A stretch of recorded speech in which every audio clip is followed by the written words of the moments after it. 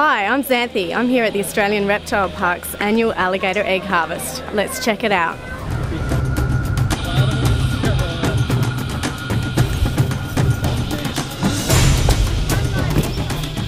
So tell us what you're doing today, Tim. Well, basically we're raiding alligator nests. There's a couple of reasons we need to do it, but as I said, very basically what we've got to do is get in the nest of a defensive crocodilian, and that's always a challenge. It looks pretty scary. Tell us about the fear factor. It is scary and very dangerous, but we are a well-oiled machine, and good practices and policies and respect for the animal means you almost always don't get bitten. What we need to do is get in there to the gator first, get her off a nest, because alligators, they're incredible mothers, and that starts before the babies even hatch. They defend their nest fiercely. So I'm going to head in there, I'm going to try and lure her away a little bit, get her to follow me, touch her on the eyes with a stick. I need her to close her eyes because when the other guys jump on behind her, if her eyes are open, she can see them and she'll swing and she'll bite them. So I need to have her eyes shut, tap her with the stick, the guys will come in, jump on her. From that point, we can get the eggs out and let her go as quickly as possible. Right? Yeah. Leave them open over.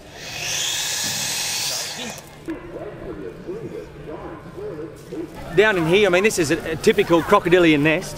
They get vegetation and leaf material, bark, sticks, whatever it is from everywhere, pull it together, and as soon as I put a hand in, it's nice and warm, and it helps to incubate the eggs.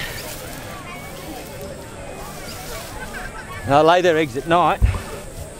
I'll get in here with their back legs and scrape out a chamber. Normally we'd expect to have them here somewhere. It's warm. There we go. Sorry, Tim.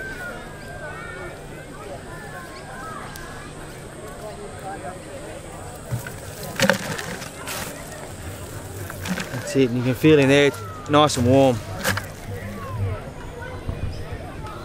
There you go. That's what it's all for. There's a good sign of fertility on the top there. I'm not sure if you can see it, but there's a white band. And that band normally indicates that the eggs are fertile. There's two reasons we need to take the eggs. Firstly, and today's a good example because it's pretty hot, the climate here on the Central Coast is much hotter, or in Australia generally, is much hotter than where alligators are naturally from, which is the US, the Everglades, Florida. So it's much cooler there. So what happens is here, our sun, when it hits the nest, the eggs become rotten and hard boiled instead of incubating. Secondly, alligators are cannibalistic. So if the babies hatched in this lagoon, the other 40 gators, they'd eat them. And how many angry mums have you got out there? There could be as many as 12 angry mums this year.